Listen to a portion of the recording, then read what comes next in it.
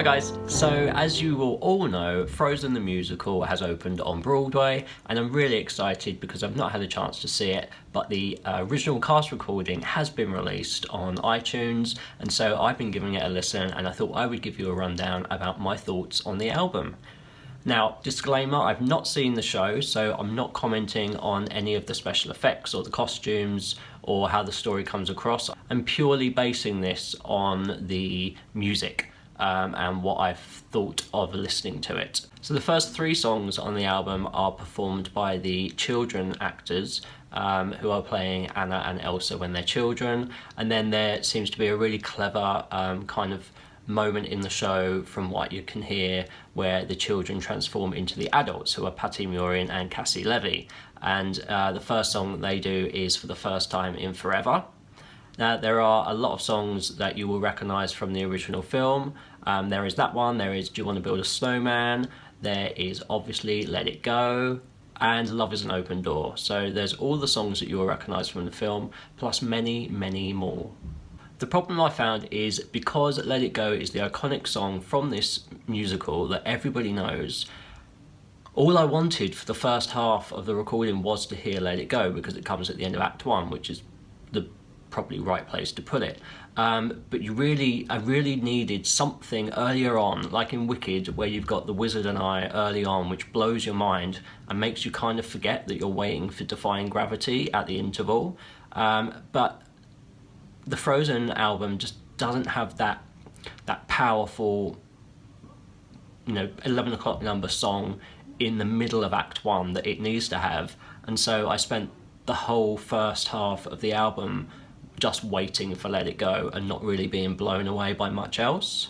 The thing that kind of got to me with this cast recording is it's kind of like they've taken Let It Go, they've taken Do You Want to Build a Snowman, and they've just repeated it over and over and over again. I tried to count up how many of the songs on the album actually featured references or lines or harmonies from Let It Go, and it's pretty much all of them. Somewhere in each song there is, whether it's Elsa talking to her dad and he's saying, conceal, don't feel, don't let it show, which is a nice way to introduce the way she sings it in Let It Go, but then there are little lines that they keep singing and you kind of think, could you think of nothing better to do than just constantly throw in Let It Go references? It kind of became annoying. Although I have to say the finale at the end, the last song, is obviously a kind of reprise of Let It Go, but where Elsa has now, found her place within the community.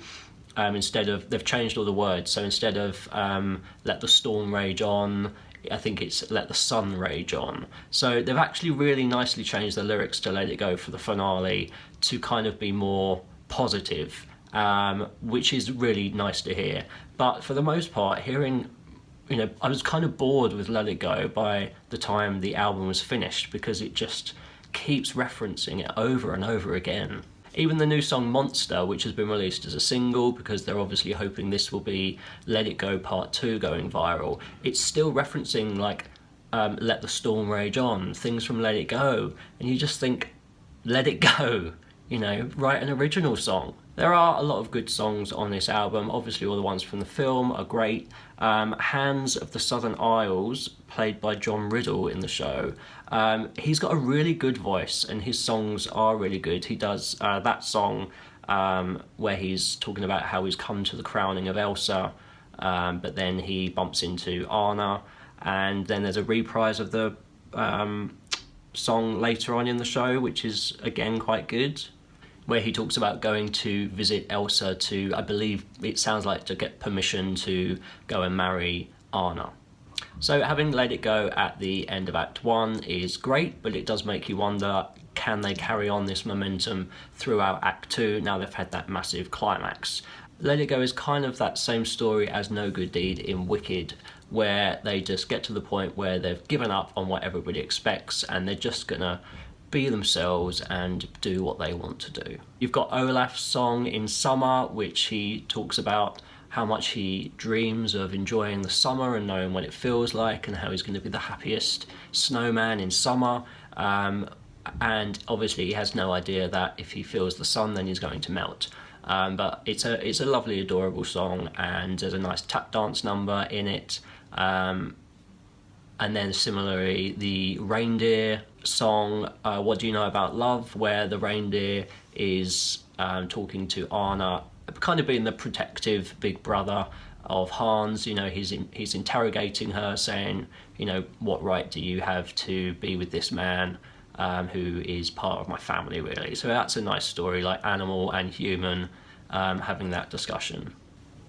So I guess, did I enjoy the album? Yeah, I did. Was it everything I wanted it to be? No. Will it probably grow on me? Yes. But am I probably going to listen to it over and over again so it does grow on me?